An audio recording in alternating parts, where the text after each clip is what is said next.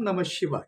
भक्तगण, आज मैं समुद्र मंथन से जो 14 रत्न निकला था उसके बारे में विस्तार पूर्वक चर्चा करने जा रहा हूं।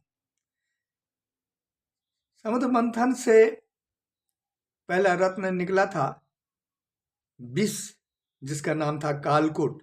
उसको हलाहल विष भी कहा जाता है।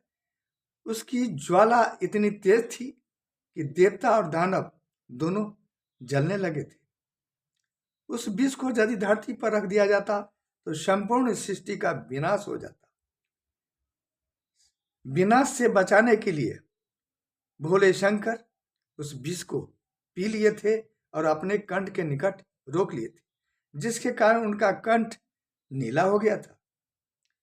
दूसरा रत्न निकला था ऐरावत हाथी। यह भी सफेद रंग का था। इसको देवराज इंद्र अपने पास ले गए। तीसरा रत्न निकला था कामधेनु गाय। देवताओं ने इस गाय को ऋषि वशिष्ठ को दे दिए थे। ऐसी भी मान्यता है कि देवराज इंद्र ने कामधेनु गाय को ऋषि जमदग्नि को दे दिए थे।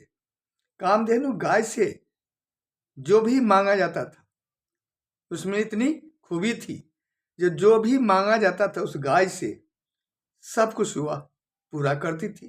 चाहे कोई उससे सोना मांगता, सोना मिल जाता था, चांदी, हीरे, मोती, मतलब खाने पीने का कोई भी सामान यदि उस गाय से मांगा जाता था तो वह पूरा करती थी। चौथा रत्न निकला था उच्च श्रवा घोड़ा। यह तेज गति से आकाश में उड़ता था। यह भी सफेद रंग का था। इस घोड़े को असुर का राजा बलि ने अपने पास रख लिया। उसकी मृत्यु के बाद में देवराज इंद्र अपने पास रख ली उस घोड़े को। पांचवा रत्न निकला था कौस्तुभ मणि। इस मणि को भगवान विष्णु ने अपने पास रख लिए थे।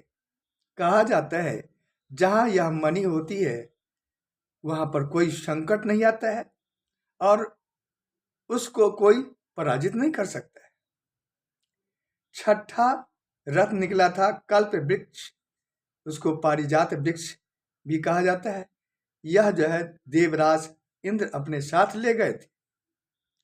सातवां रत्न निकला था रंभा अप्सरा। यह अप्सरा देवराज इंद्र के यहाँ बाकी अप्सरा के साथ रहने लगी। आठवां रत्न के रूप में निकला था महालक्ष्मी, जो भगवान विष्णु की पत्नी बनी। नौवां रत्न निकला था बारूणी मदिरा।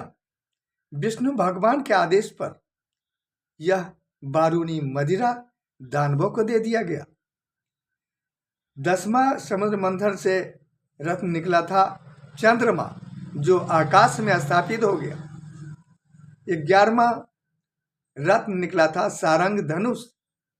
विष्णु भगवान ने इस धनुष को ऋषि ऋक्षिक को दे दिए।